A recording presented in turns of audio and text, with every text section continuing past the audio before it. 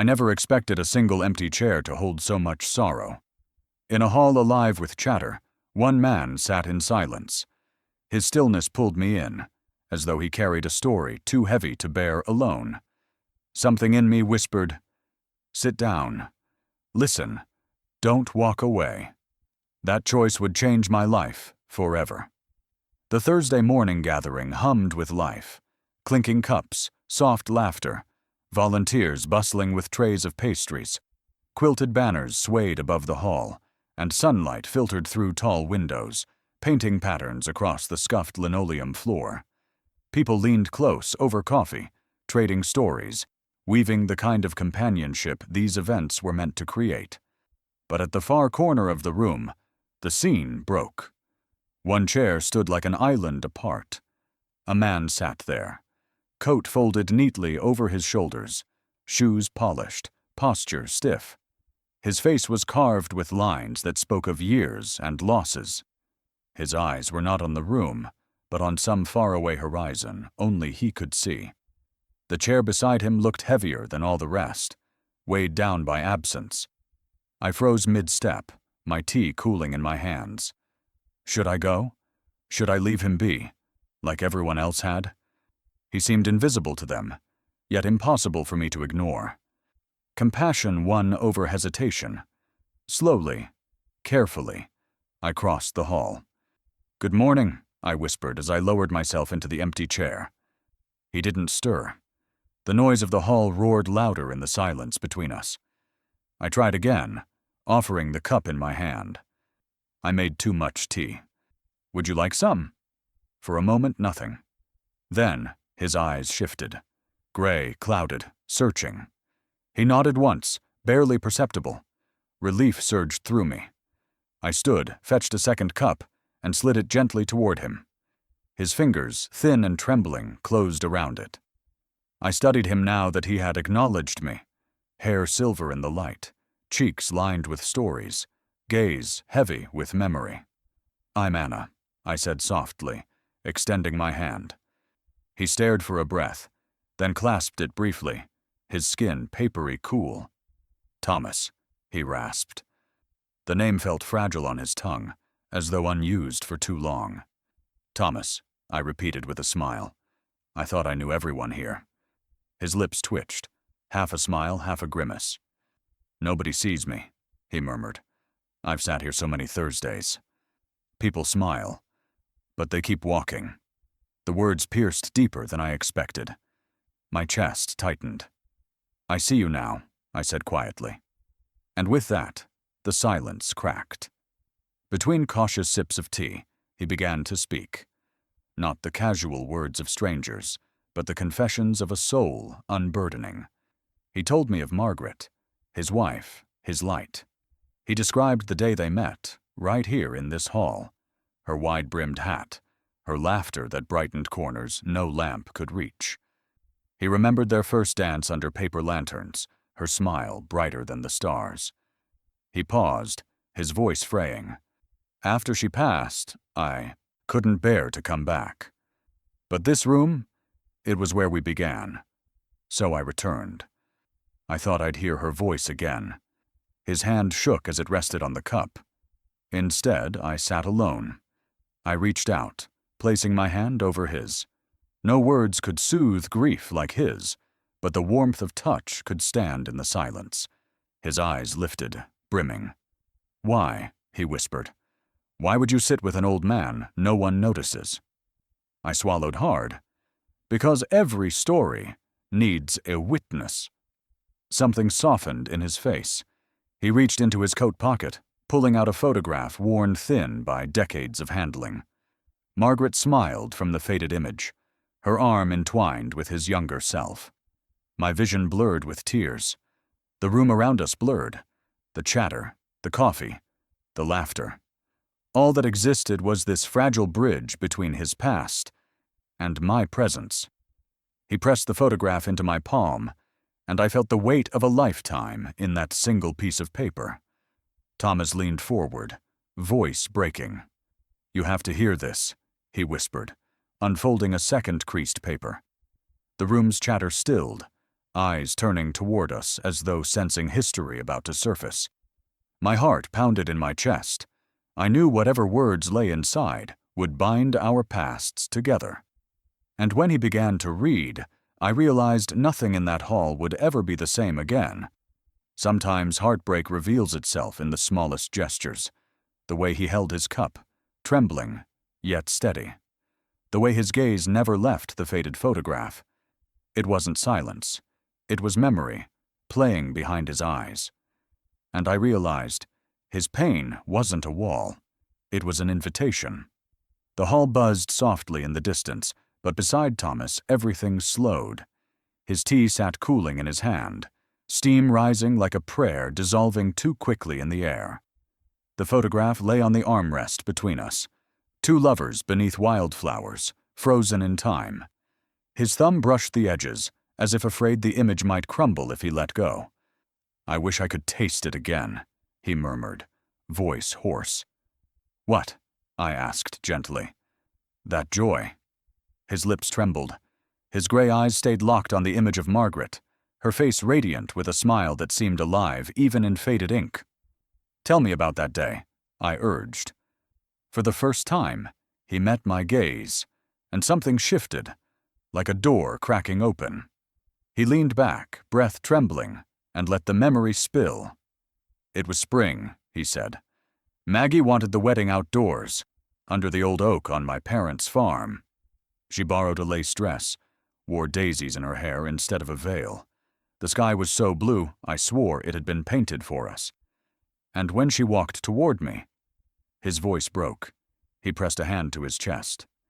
"I thought the world would stop turning."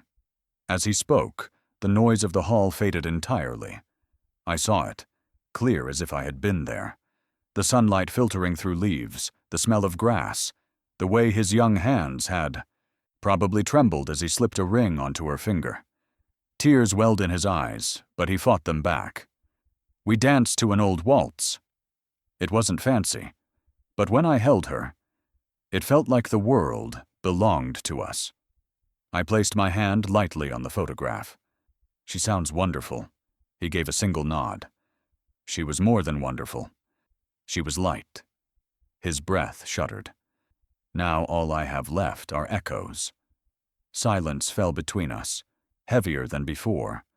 I thought of my own grandmother, of letters I never read until too late. Regret was a language I knew well. Thomas swallowed hard. After she died, I couldn't stop coming here. I thought maybe the laughter, the music, would bring her back. But without her, it was like standing in a carnival after the crowd is gone. The ache in his voice lodged itself inside me. He wasn't just grieving her absence. He was grieving the life he'd built around her, now hollow without her presence. I reached for his hand. "Then let's honor her. Not by replacing her, but by remembering." Together his brows lifted, almost startled. "You'd do that?"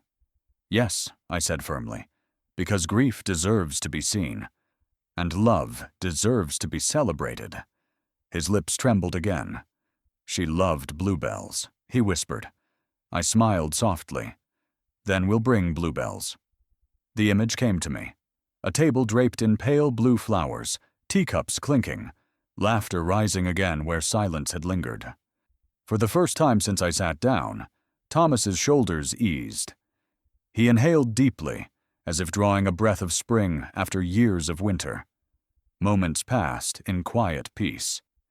Then he reached into his coat pocket and pulled out a folded slip of paper. The edges were frayed, the ink faint. He slid it toward me with trembling hands. "I found this in the shed," he said. "Your grandmother's handwriting." My pulse quickened. Carefully, I opened the fragile paper. My grandmother's script flowed across the page, steady and elegant. A poem, home. She had written of oak trees, music drifting across fields, promises whispered under blooming branches. My throat tightened. These were her words, her heart, reaching across time. I looked at Thomas. His eyes brimmed with something more than grief. "She never told me you existed," he said softly. The air in the hall shifted. A silence deeper than before spread outward, as though every person sensed the weight of the revelation.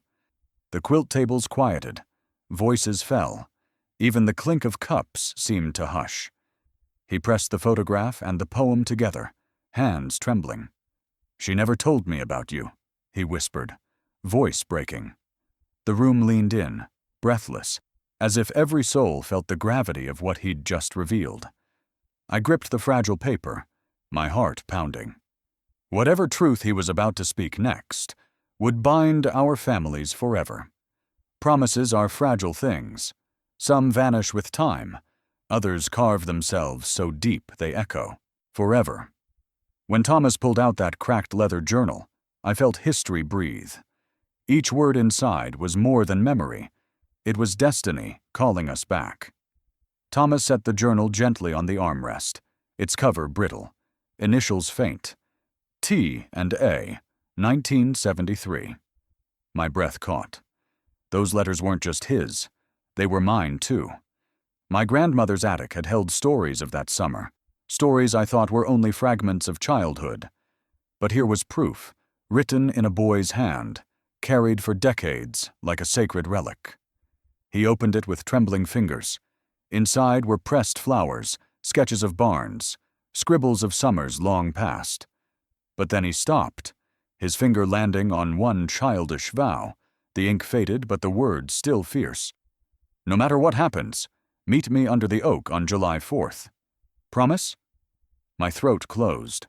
I remembered whispers of that day, the games beneath the oak, dandelion crowns, scraped knees, the locket he'd given.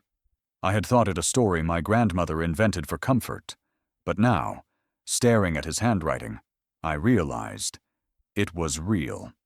Thomas cleared his throat and read aloud, his voice breaking. July 4th, 1973. Anna and I promised to meet here when we were old. She said we'd drink tea like grown-ups. I didn't know if it was possible, but I carried that promise every day.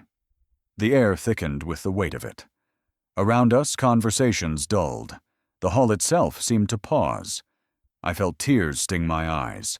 My grandmother had kept her side of that vow, writing letters, holding hope, while he had waited, week after week, alone in this hall.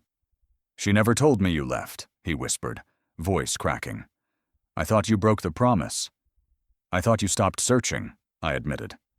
"But she wrote." She kept writing. We sat in silence, both mourning the years swallowed by misunderstanding. His shoulders trembled as he clutched the journal to his chest. That vow was the reason I never gave up. I thought, if I found you again, I could finally lay it to rest. I wiped my eyes, my voice steady despite the ache. "Then let's fulfill it. Today, we can go back to the oak." His head lifted, eyes wide with disbelief. "Today?" I nodded. "Yes, it's not too late." For a moment, he simply stared. Then slowly, he reached into his pocket and drew out the heart-shaped locket. Its clasp was old, its hinge stiff, but with a small brass key he clicked it open. Inside was a folded scrap of paper, untouched for decades. He handed it to me, his hands shaking. I unfolded it carefully, the parchment soft from years of being carried close. My grandmother's handwriting sprawled across it in ink faded to sepia. "If you and Tommy ever lose your way, follow this map, back to where it all began." Beneath the words was a simple sketch, a garden path, the farmhouse, the oak tree marked with an X. My pulse thundered in my ears. This wasn't just a memory. It was an invitation, a command, a chance to finish what they started. Thomas closed the journal with a trembling sigh. "I kept searching," he whispered, eyes glistening. The entire hall had gone still, every gaze fixed on us, waiting. In my hands, the locket map pulsed with possibility. Could we really uncover what they hid, and finally keep the promise of a lifetime? A photograph can shatter silence more brutally than words. One picture, folded and worn, can carry an entire lifetime of secrets. When Thomas pulled that photo from his pocket, I didn't just see ink on paper. I saw my history staring back at me, demanding to be acknowledged. The hall around us pulsed with life. Volunteers arranging quilts, children giggling over crafts, neighbors chatting as though the world had no heavier burden than a pot of tea. Yet in our corner, everything slowed. It was as if time itself leaned in, waiting to see what Thomas would reveal. With shaking hands, he slid a photograph from his coat. Its edges were frayed, its corners soft, its surface scarred by decades of folding and unfolding. He held it carefully, almost reverently, like a relic passed down from saints. When the light struck it, my breath caught. 2 children stood on the edge of a lake. A boy in a straw hat grinned at the camera, his arm brushing the girl beside him. And that girl, barefoot, hair wild in the summer breeze, wore a white dress and a delicate silver chain. Hanging from it was a tiny heart-shaped locket. My grandmother's locket. I froze. The cabin behind them, with peeling blue shutters, a sagging porch, and the oak tree leaning protectively toward the water, was the same one I had visited as a child. I had run barefoot across that dock. I had smelled the pine and the smoke of its old stone fireplace.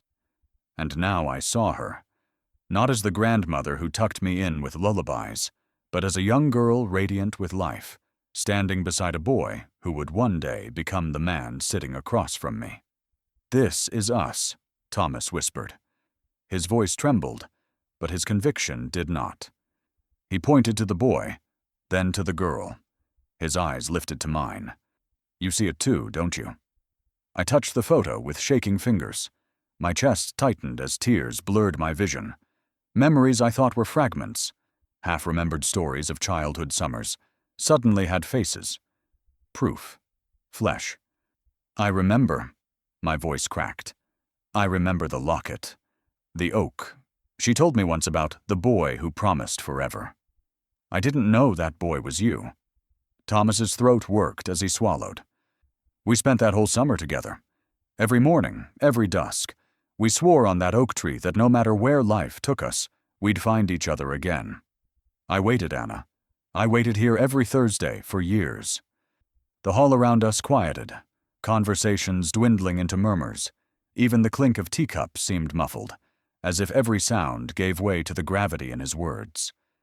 "I should have come sooner," I whispered, shame burning in my chest. I thought everything was lost. I thought the photo was gone, that the locket was all that remained. He gave a weary smile, eyes brimming. From his pocket, he drew out the locket again, its silver surface tarnished with age, but still glinting in the light. "She gave this to me before she passed. Told me, if you ever feel lost, find your way back to her. But I didn't have the courage. I thought life had swept you too far away." My tears fell freely now. "I carried you too," I whispered, "even when I didn't know it. You were there, in every story she told me, in every dream I didn't understand." The fluorescent lights flickered, as if the building itself shivered with recognition. Thomas unfolded the photograph once more, then carefully drew out another slip of paper. It was thinner, yellowed, its edges fragile. "This was tucked inside the locket," he said softly. "A map." I leaned forward, heart pounding. The paper bore my grandmother's precise handwriting, the ink faded but still legible. A rough sketch of the cabin, the oak tree, a winding path, and an X marked beneath the roots. The air thickened with anticipation. My breath came fast. "What is it?" "Not just memory," Thomas whispered, eyes shining with something fierce. "It's a treasure map. A promise. She wanted us to find what she left behind." I stared at him, the photograph trembling in my hands. The girl in the picture, the grandmother I thought I knew, had left us more than memories. She had left us a path, a secret, a challenge that had waited decades to be answered. Around us, the room fell silent, even the children instinctively quieting as though drawn by the unseen gravity of this revelation. I could feel every gaze tilt toward us, though no one dared interrupt. The past had bled into the present, and we all stood on the edge of its unraveling. Thomas held the photo aloft, his voice breaking. "Do you remember us?" he asked, the plea raw and trembling. The hall froze, every sound swallowed by silence. In my hands, the map quivered with possibility, a secret buried for decades, demanding to be uncovered tonight. Some wounds are carved not by what we said, but by what we left unsaid. Every silence becomes a stone, heavy in the chest. When Thomas reached into his pocket and drew out a yellowed envelope, I knew he was about to share the weight of his unspoken regrets. Words meant for a love that never got to hear them. The envelope looked as though it had lived an entire lifetime pressed against his heart. Its edges were frayed, its seal worn smooth from restless fingers. When Thomas placed it on the table between us, the air itself seemed to still. Around us, volunteers poured tea. Laughter drifted from the quilt displays. But in our corner, the world had narrowed to the fragile paper that carried decades of silence. "This was meant for Margaret," he whispered, voice. "I'd think I wrote it the night she passed."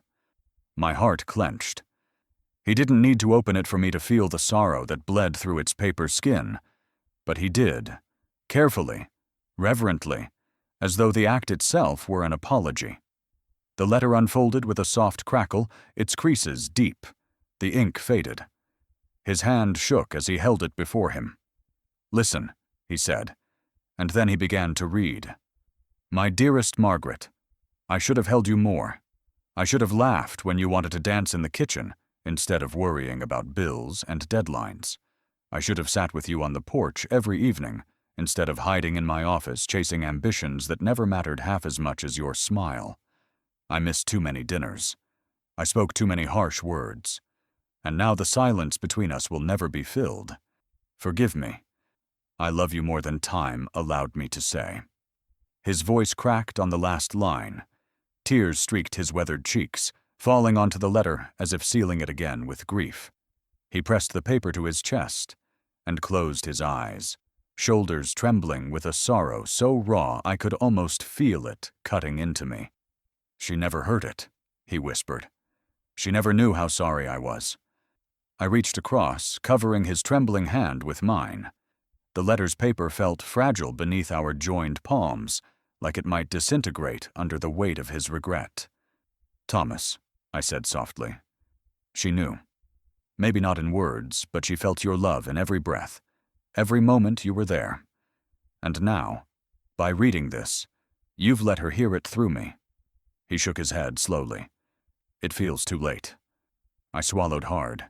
His grief mirrored my own. The regrets I had buried about my grandmother, the things I never said before the hospital machines fell silent. I knew too well the ache of words that never made it past the throat. "It's never too late to live the apology," I told him gently. "If you carry her memory with kindness, if you choose love in the moments you once chose pride, that's how you speak the words she never got to hear." His gaze lifted to mine, gray eyes shimmering with the smallest flicker of hope. "Do you think she forgave me?" I nodded firmly, tears pricking my own eyes. "Yes, because love forgives before we even ask." For a moment, neither of us spoke. The hall around us buzzed back to life, children running past with paper flowers, volunteers rearranging tables, but it all felt distant, like another world. Between us, the letter trembled, a bridge between what was lost and what could still be reclaimed. Then, with a hesitant breath, Thomas reached deeper into his coat and drew out a second envelope. My breath caught the moment I saw it. Lavender wax sealed across its flap, my grandmother's familiar looping script on the front. "This one," he whispered, "was meant for you." My hands shook as I accepted it. The faint scent of lavender still clung to the paper, as if my grandmother's presence lingered even now. I broke the seal carefully, and her voice spilled out in graceful ink. "My dear Anna, if regret ever haunts you, know this. I never once doubted your love.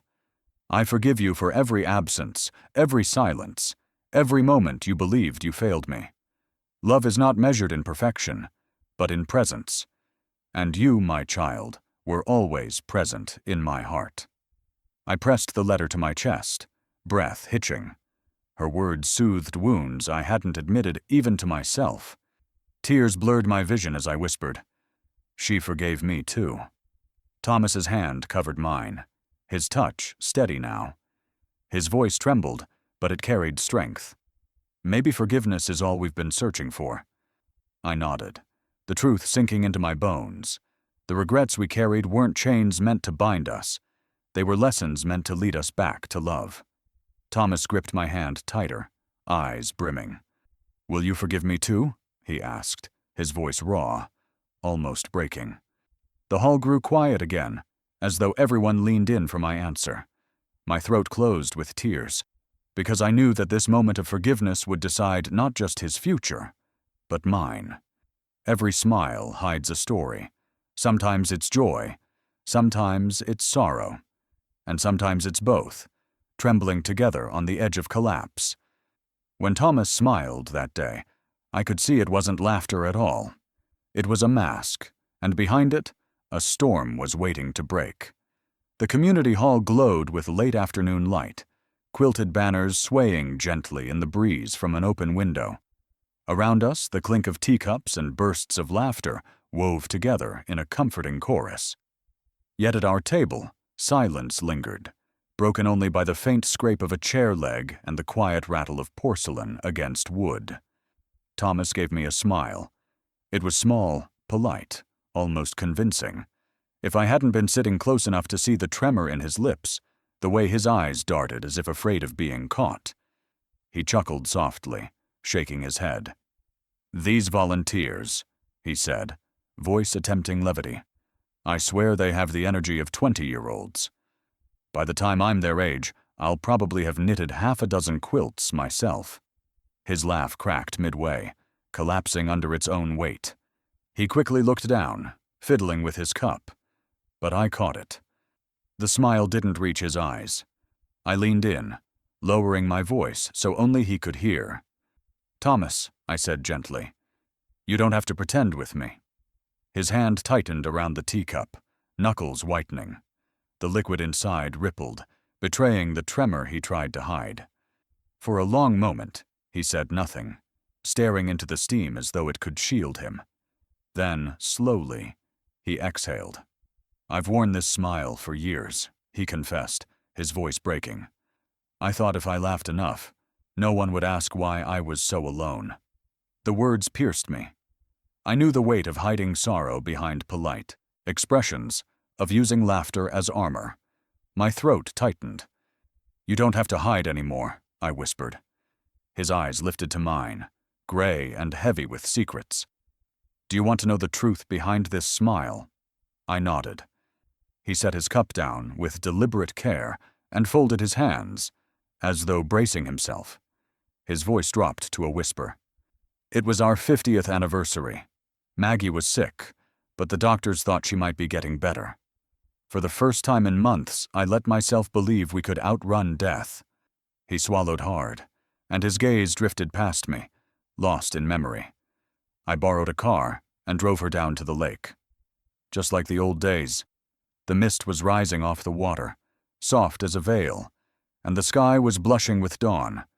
She sat in the passenger seat, smiling at me like we were kids again. For a moment, I thought we'd been given a miracle. His voice trembled, and I could almost see the scene.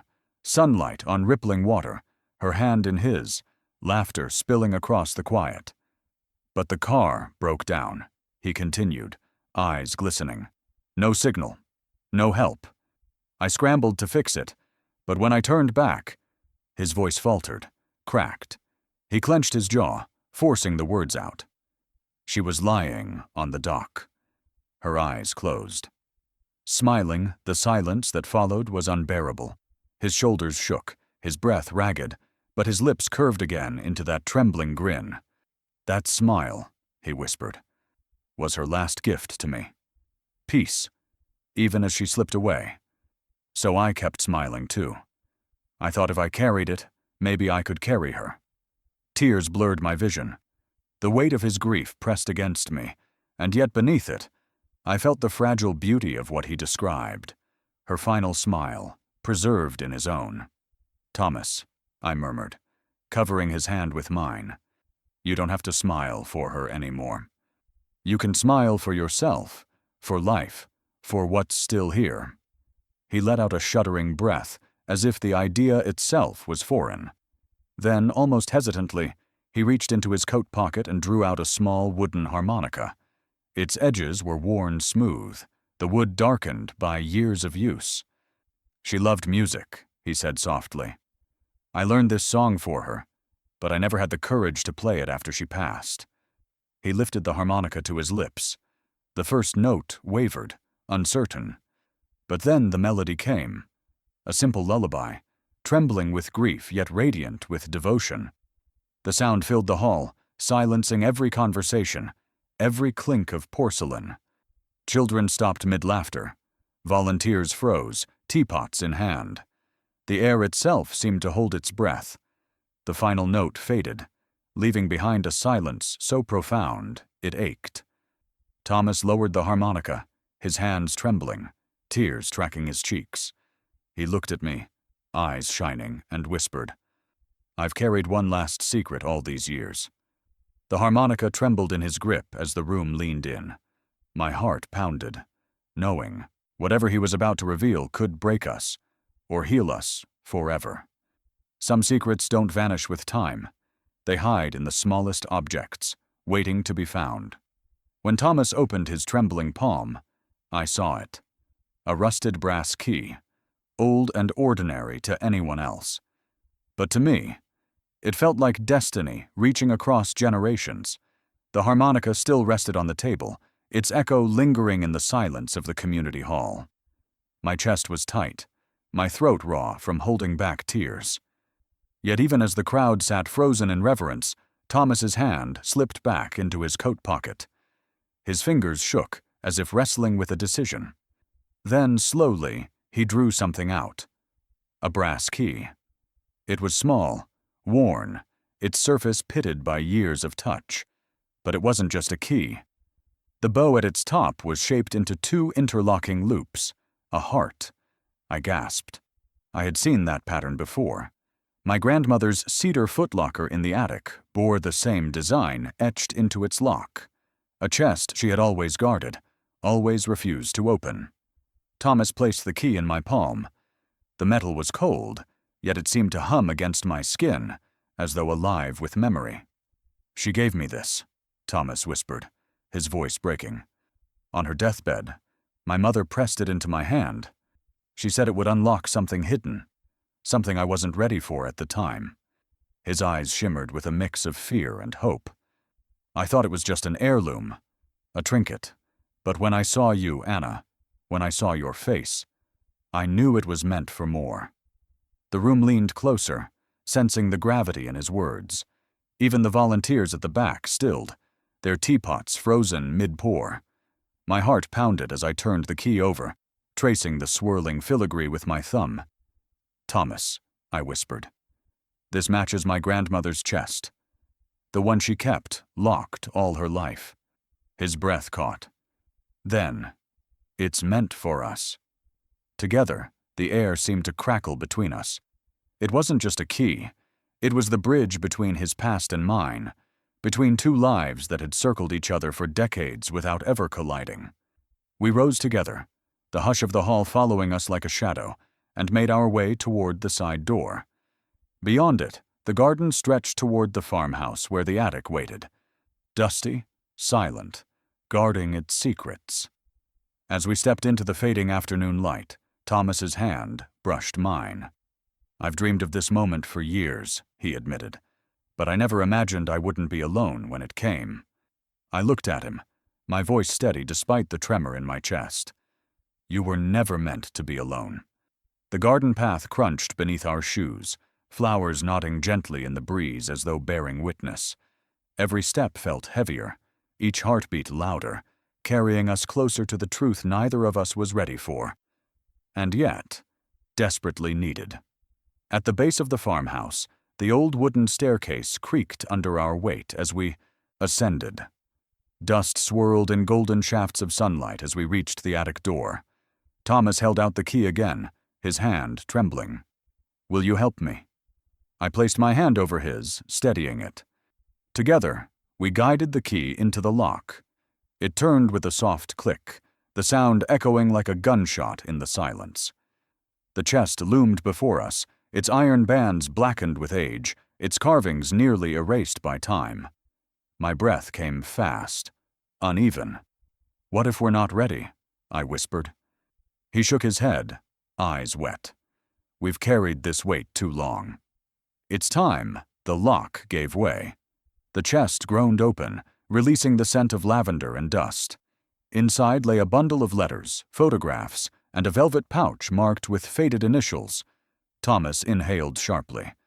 "My God," he whispered. And in that instant, I knew.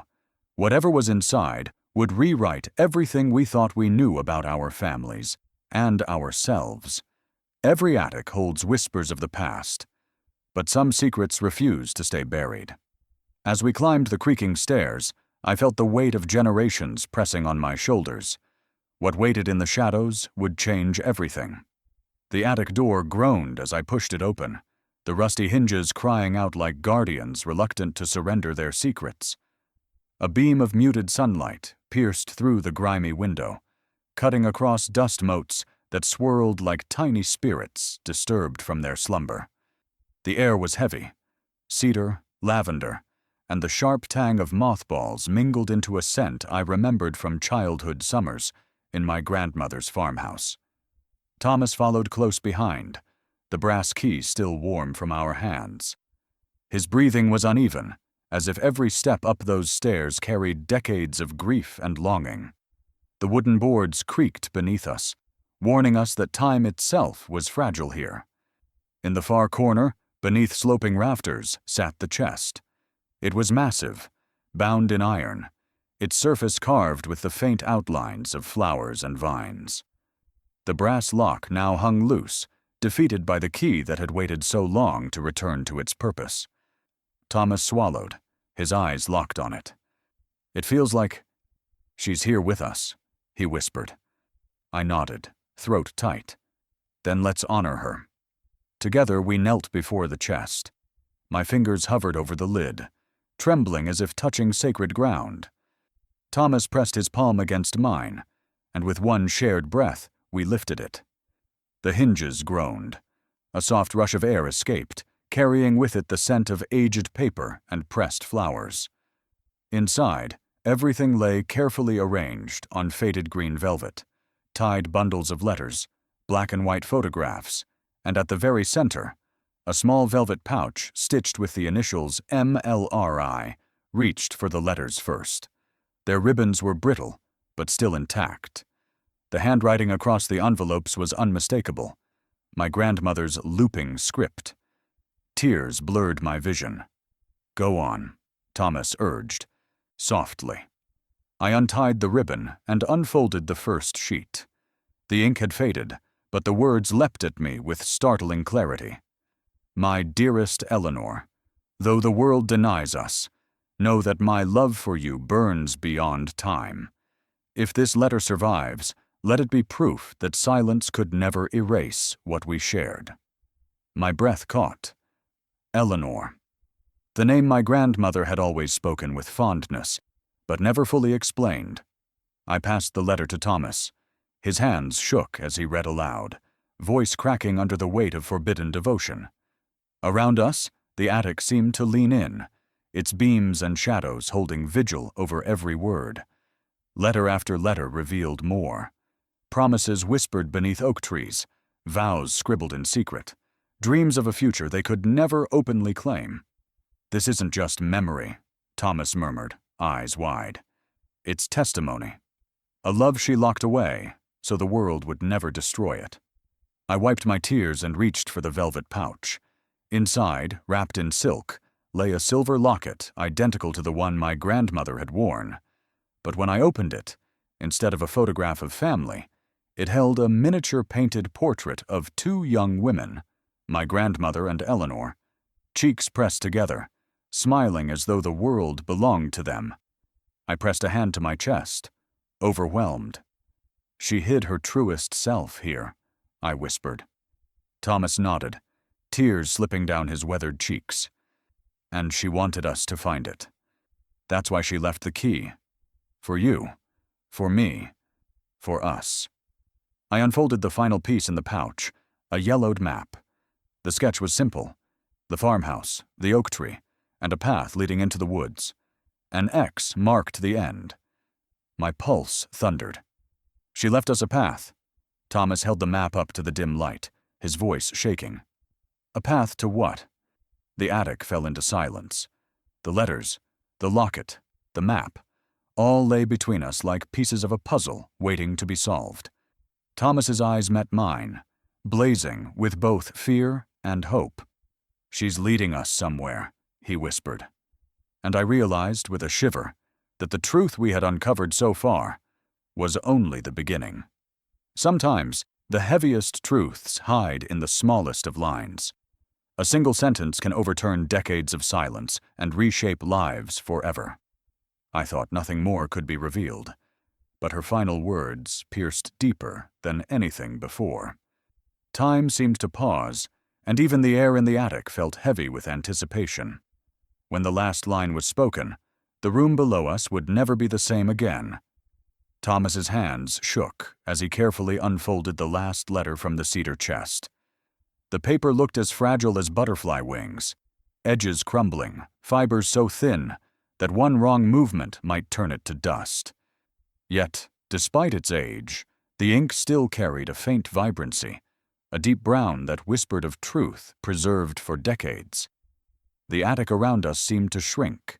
Dust floated lazily in the shaft of light coming through the single cracked window, illuminating Thomas's weathered face. His jaw was tight, his lips pressed together as though bracing for impact. The wooden rafters groaned in the stillness, and even the faint laughter from the community hall below had dulled into a muffled hum, like the world itself had chosen to wait. He pressed the letter against his chest for a long moment before daring to read. I could see his chest rise and fall rapidly, his breath shallow. Finally, in a voice frayed by age and emotion, he began. "My dearest Anna, if you are reading these words, it means the truth has finally reached you. Know that my love for you survived every cruelty fate devised. Though the world demanded my silence, my heart beat only for you. Forgive me for the years I hid. Forgive my cowardice. Forgive the mask I wore to protect what the world was not ready to accept. Until my dying breath, I never stopped loving you." The words struck me like a lightning bolt, searing through my chest. My lips parted, but no sound escaped. For a moment I forgot to breathe. I glanced at Thomas, his face wet with tears that rolled unchecked down the creases of his weathered skin. His voice broke halfway through the final sentence, but he forced himself to finish, clutching the paper as if it were both salvation and damnation. I closed my eyes and felt her presence, my grandmother's voice, gentle and soothing, wrapping itself around me just as it had when she sang lullabies to me as a child. Except now, her words were not of comfort, but of confession, carrying decades of forbidden love that had burned quietly, unseen. My throat tightened. All at once, fragments of memory began to rearrange themselves in my mind. Her wistful sighs when she spoke of a dear friend named Eleanor. The way she had kept a cedar box locked away, refusing to explain its contents. The times she would hum a tune and then abruptly stop, as if the melody had pulled her back into a memory too painful to revisit. It all made sense now. Eleanor was not just a friend. She was the love of her life. I opened my eyes and found Thomas staring at the letter as though it were burning his hands. He pressed it once more against his heart.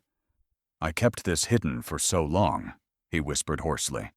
"I thought if I ignored it, the pain would lessen. But reading it aloud, it feels like I am holding her heart in my hand." I reached for him, my fingers resting lightly over his trembling knuckles. "You're not alone anymore," I whispered. "Her truth doesn't break us. It binds us, Below us, the muffled sounds from the community hall faded entirely.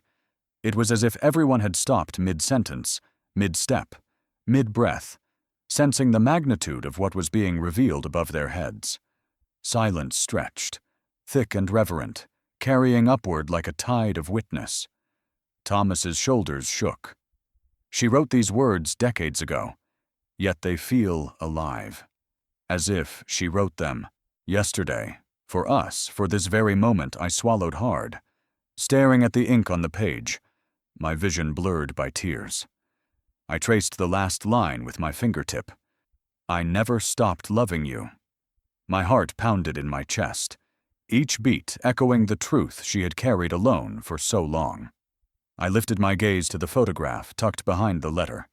Two young women stood together, hand in hand beneath an arbor of wild roses. One was my grandmother, radiant and unafraid. The other was Eleanor, her eyes alive with laughter and devotion. The picture was proof, undeniable and unshakable, that love had always been there, only hidden. Thomas looked at me then, his voice breaking as he said, "She wrote this for both of us. Do you see now? We were never strangers in this story. We were always meant to carry it together." Emotion surged through me so fiercely, I thought I might collapse under its weight. For years, I had carried questions, fragments of half-truths, but now the final piece had been laid bare. It was both devastating and liberating. The attic felt holy. The letter, the photograph, the air itself, all of it was charged with the electricity of revelation. Below us, I could feel the entire hall holding its breath. People who had come for quilts and tea now found themselves unwilling witnesses to a truth bigger than any exhibition. I folded the letter carefully, my hands trembling. Pressing it to my chest, I whispered, "Her secret is no longer hidden. She lives again in us." I read aloud the last line, my voice breaking. "Until my dying breath, I never stopped loving you." The attic fell into a silence so deep, it felt eternal. Below, the murmur of the hall had stilled completely, every soul waiting. Thomas's eyes widened, his lips parting as though he had been waiting all his life for this moment. And in that breathless pause, I knew. The truth was about to tear through the silence and change everything. Sometimes silence speaks louder than any voice. When the truth lands, it doesn't echo. It crushes everything around it into stillness. In that moment, the community hall below us transformed from noise to reverence. Every face turned toward us. Every breath seemed to wait for permission. The silence itself became a witness, binding us all to what had just been revealed. I held the letter against my chest, its fragile paper trembling with the weight of revelation. The attic above the community hall was still, but I could feel the shift happening below us, the way laughter had vanished mid-sentence, the way clinking teacups had gone mute, the way even children had fallen into an uncanny hush. When Thomas and I stepped down the creaking attic stairs, letter and photograph clutched carefully in our hands. The scene that greeted us was unlike anything I had ever experienced. The bustling community room, the place that usually hummed with conversations, clatter, and comfort, had frozen into a tableau of stunned silence. Women with quilts draped across their laps sat with needles suspended in midair. Men who had been pouring coffee stood with cups halfway tipped, the steam curling upward into the stillness like incense in a cathedral. Children clutched their craft supplies, wide-eyed and unblinking. Even the caretaker in the far corner, usually unshaken by any commotion, had his hand gripped tightly around his cane, his gaze locked on us. The silence wasn't empty. It was charged. It hummed with something unseen, as though every heart in that hall was beating in unison, waiting for the meaning of what they had sensed above. I felt the weight of dozens of eyes on me, felt their collective breath pressing against the walls. Thomas's steps faltered as we crossed into the center of the room. His face was streaked with tears, his lips trembling. He looked around as though expecting someone to break the silence, to interrupt the gravity of what had just been unearthed. But no one spoke. No one dared. I swallowed hard and raised the letter slowly, my hand shaking. "These are her words," I whispered, though in the silence my voice carried like a shout. Words she never had the courage to speak aloud. Words she hid away for decades. A murmur rippled faintly, but it died instantly, as if the room itself rejected noise. I glanced around. I saw women with trembling lips, men clutching handkerchiefs, children staring in confused awe. Thomas's voice broke the hush, soft, yet piercing. She loved with everything she had, and the world forced her to hide it. But today, he lifted his hand, pointing at the fragile paper in mine. Today, her love is no longer hidden. Gasps filled the air, but even those seemed subdued, as though people were afraid of breaking the sacredness of the moment. A woman in the front row covered her mouth, tears streaming down her cheeks. An old man pressed his palm to his chest, his eyes shimmering. I felt my own knees weaken. "Her last line," I said, voice trembling. Her last line was this: "Until my dying breath, I never stopped loving you." The words hovered in the air like incense smoke, seeping into every corner of the room. The silence deepened, thickened. I could hear someone sob quietly in the back. For a long moment, no one moved. The letter, the photograph, the truth. They hung between us like fragile glass. One wrong sound, one careless word, and it might all shatter. Then, slowly, the silence shifted. It became something else, something alive. It was no longer the silence of shock, but of communion. Every person in that hall had become a witness. Every person was tied, in that moment, to the legacy of love that had just been revealed. Thomas turned to me, his voice hoarse. "Do you feel it?" he whispered. "Yes," I breathed, my chest tight. "It's like the whole room is carrying it with us." And I realized he was right. The burden that had once belonged to my grandmother, then to my grandfather, Thomas, then to me, was now being carried by everyone in that hall. The silence was not empty at all. It was filled with solidarity, with grief, with awe, with something close to worship. I saw a young girl, no more than 12, staring at the photograph with wide eyes. She whispered to her mother, "They loved each other?" Her mother, tears glistening, nodded silently. And in that nod, I saw something break open, a barrier, a wall, a silence that would never return. Thomas pressed his hand over mine, grounding me. "This silence," he said, "is her victory. They are listening now. They are finally listening." I looked out at the sea of faces, each one holding its breath, each one bracing for the world that would follow this truth. For the first time, I wasn't afraid of the silence. I embraced it. Because silence, when shared, is not emptiness. It is power. And then, from the circle of stillness, a voice broke through. Soft, fragile, but carrying the weight of history. "Tell us everything," the voice said. The silence quivered, on the edge of breaking into something entirely new. Every eye turned to me, waiting for what I would reveal next. And I knew. The story wasn't finished. It was only beginning. When wounds are shared, they stop bleeding in silence.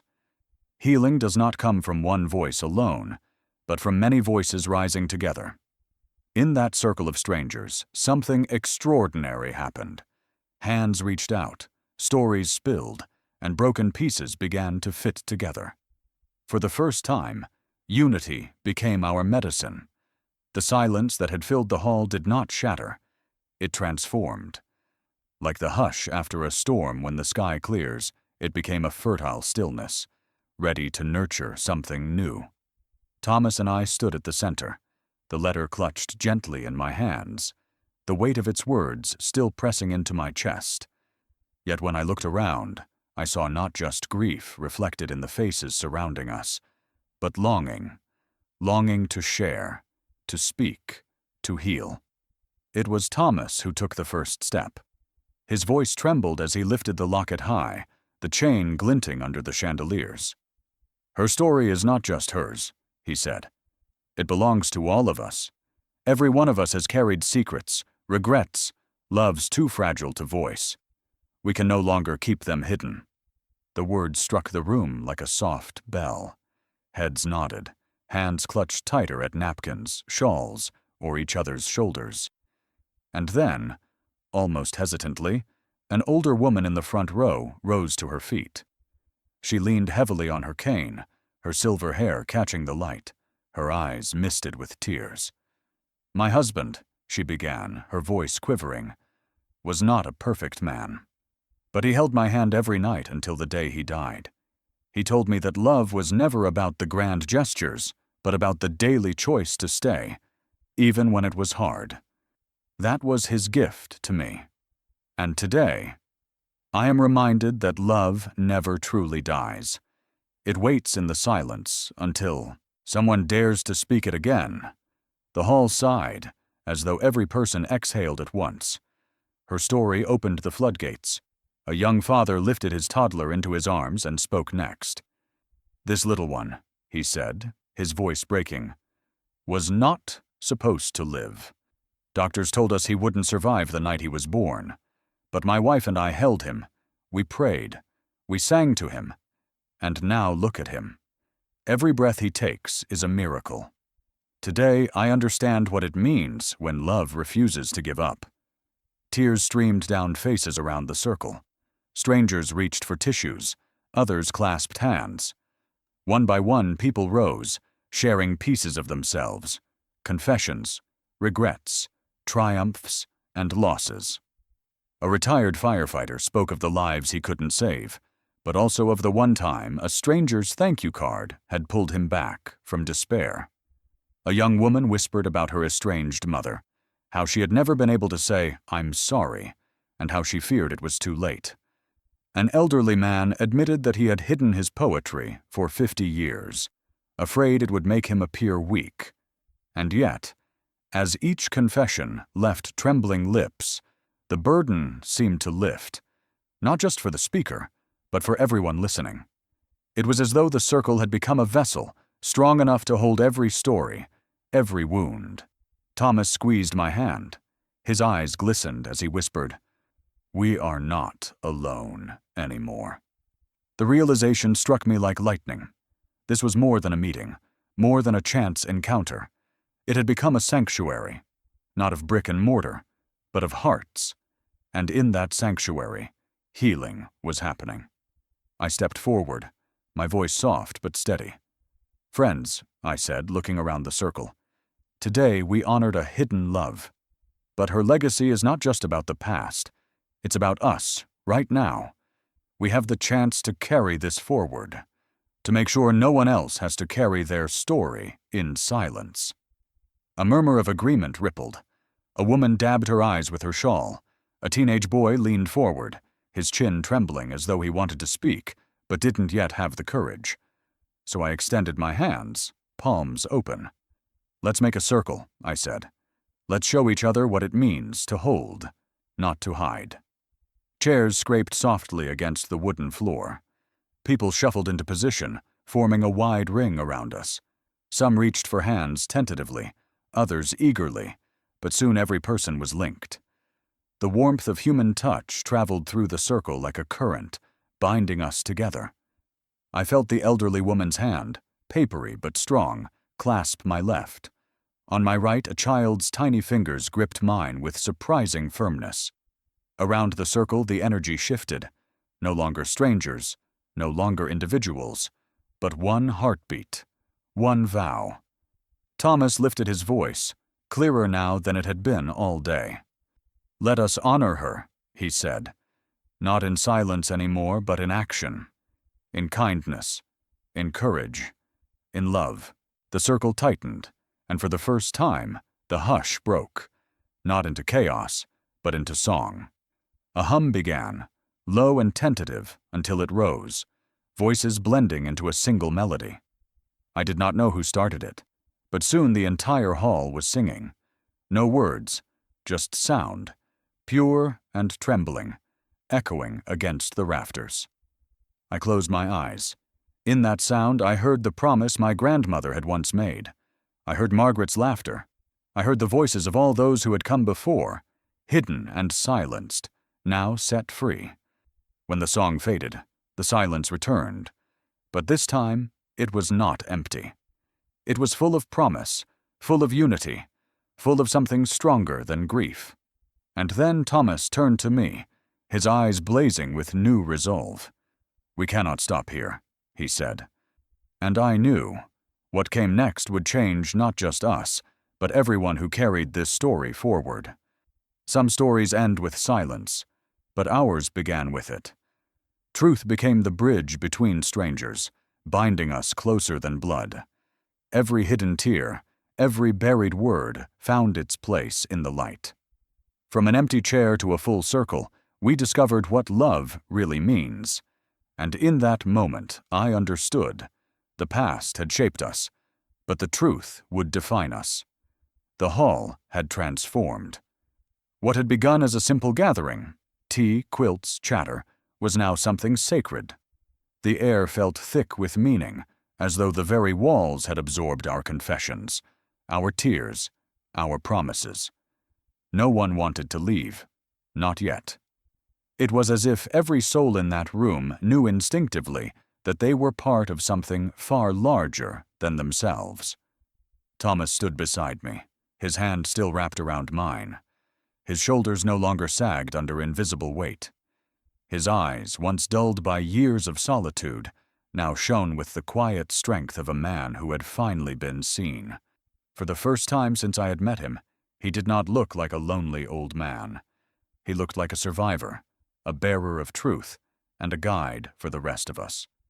He raised his voice gently, yet it carried with power. "We began with one story, her story," he said, gesturing toward the letters, the locket, the journal resting safely on the table. "But today we learned that hidden truths are not hers alone. They are ours. Each of us carries secrets, scars, regrets, and hopes, and when we speak them, when we dare to share, they do not divide us. They bind us." A hush followed, reverent and alive.